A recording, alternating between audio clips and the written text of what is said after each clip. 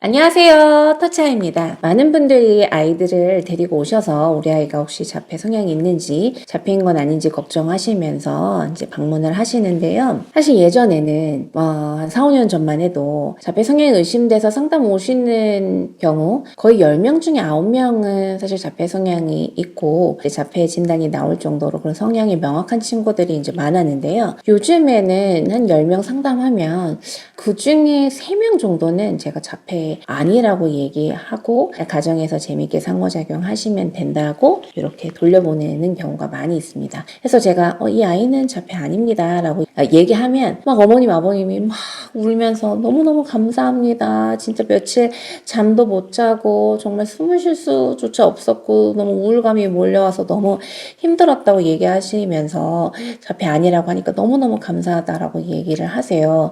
근데 그거는 저한테 감사하실 게 아니라 아이가 자폐 성향이 없기 때문에 없다라고 이제 말씀을 드리는 거죠. 그래서 요즘에는 자폐에 대한 정보들이 너무너무 여기저기 많습니다. 그런데다가 그 아이를 낳고 키우다 보면 엄마가 되고 나면 굉장히 걱정 불안이 많아져요. 혹시나 우리 아이가 발달이 느리거나 어떤 다른 문제가 있지 않을까, 어디 나가서 다치지 않을까, 막 이런 여러 가지 걱정이 많이 생기게 되는데 요즘 자폐 성향이 있는 아이들이 수적으로 많이 증가하고 있기 때문에 그러한 이야기들을 건네 듣다 보면 우리 아이가 오늘 좀 눈 맞춤이 안 되는 것 같네, 부르는데 좀 반응이 없는 것 같네 라고 느낌이 들면 그때서부터 그 자폐라는 단어가 머릿속에 가득가득 메워져서 정말 큰 걱정과 두려움을 갖게 되죠. 그래서 제가 부모님들께는 우리 아이가 자폐 성향이 의심된다면 이제 그때서부터 자폐라는 거에 너무 큰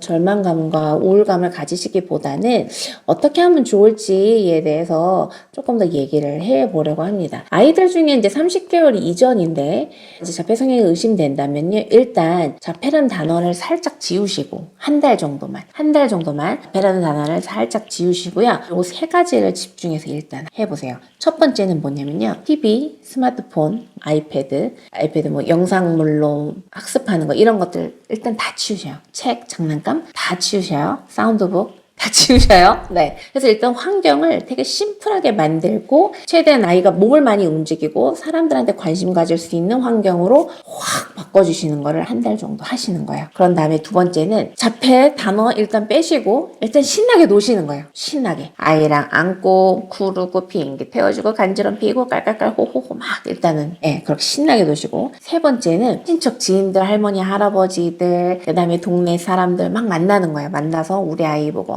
이쁘다 해주고 너 너무 귀엽다 하고 사람들하고 자꾸 같이 만날 수 있는 기회를 주시면서 일단 한 달 동안 자폐라는 단어를 빼고 이렇게 세 가지에 집중해서 시간을 보내세요. 그러면 이 한 달 동안 아이가 굉장히 많이 달라질 거거든요. 굉장히 달라지면서 눈 맞춤도 더 잘 되고 갑자기 말도 어물어물 막 소리를 내려고 하고 사람들한테 관심 갖고 노는 게 한 달 사이에 막 엄청나게 올라온다. 그러면 자폐를 의심하기보다는 우리 아이가 자극이 좀 부족했구나. 사람들하고 놀 기회가 적었구나. 그래서 우리 아이는 자폐라기보다는 사회성 발달이 좀 늦었었기 때문에 앞으로 이제 사람들하고 많이 어울려 놀고 같이 뛰어놀 수 있는 기회를 많이 만들어주면 되겠구나 라고 생각하시면 됩니다. 근데 요 세 가지를 했는데도 그래도 뭔가 불안하고 눈 맞춤이 빨리 좋아지지 않고 또 역시 혼자 놀거나 제한적인 행동이 계속 이어진다면 그때는 오세요.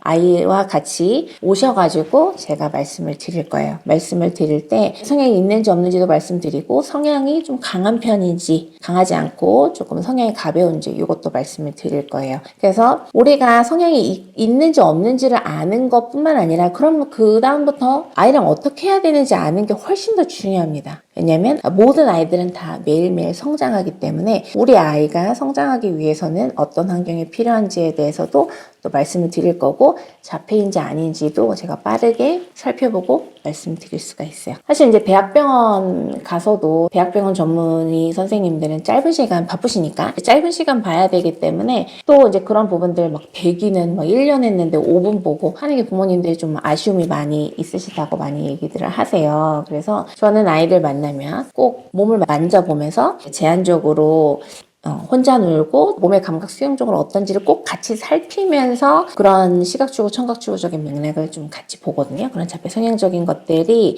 그 유사하게 있을지라도 그게 진짜 자폐 성향적인 건지 아니면 혼자 노는 흐름이 많다 보니까 그런 행동이 나올 수 있는지를 같이 살펴볼 거예요. 똑같이 자폐 성향과 혼자 놀이하면서 한 행동이 똑같이 보이더라도 그 이면에 들어가 보면 자폐 성향이어서 그런 행동을 하는 경우가 있고 그냥 혼자 놀이 시간이 많다 보니까 그 행동을 반복하는 경우들이 있거든요.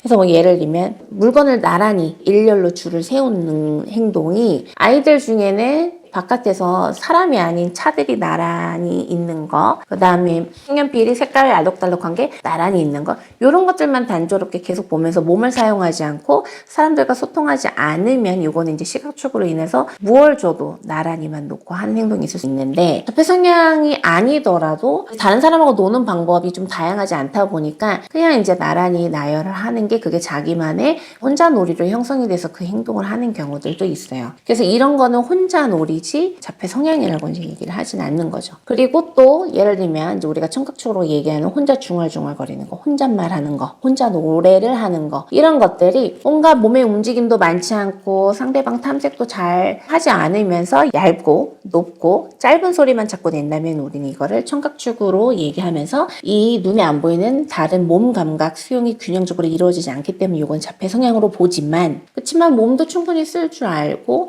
다만 친구들하고 놀이가 아직 자신감이 없고 어떻게 놀아야 되는지 잘 몰라서 그냥 혼자서 떠오르는 거 그냥 혼잣말을 한다든지 자기가 좋아하는 노래를 흥얼거린다든지 이거는 또 혼자 놀이일 수가 있어요. 그렇지만 보이는 거는 거의 똑같이 보이는 거죠. 그래서 혼자 놀이 시간이 많은 아이들도 자폐로 의심이 돼서 오는 경우들이 많이 있어요. 물론 계속 혼자 놀이 시간이 많은 거는 좋지는 않죠. 자꾸 사람들과 같이 놀면서 놀이가 확장되고 다양한 놀이를 자기 걸로 만들어가는 게 중요하기 때문에 이것도 물론 적절한 중재가 필요하지만 그게 자폐 성향하고는 좀 거리가 있는 거죠. 자폐 성향하고는 조금은 다르지만 모습은 같을 수 있어도 그 이면의 성격은 좀 다를 수 있는 거죠. 그래서 그런 부분들을 시원하게 좀 설명을 드릴 거예요. 그래서 일단 자폐 성향이 의심된다고 해서 너무 자폐 계속 정보 검색만 하시고 자폐 가정들이 가지게 되는 이제 어려움들이나 이런 것들만 너무 보지 마시고 일단 아이랑 소통을 먼저 하세요. 환경을 더 건강하게 만들어주고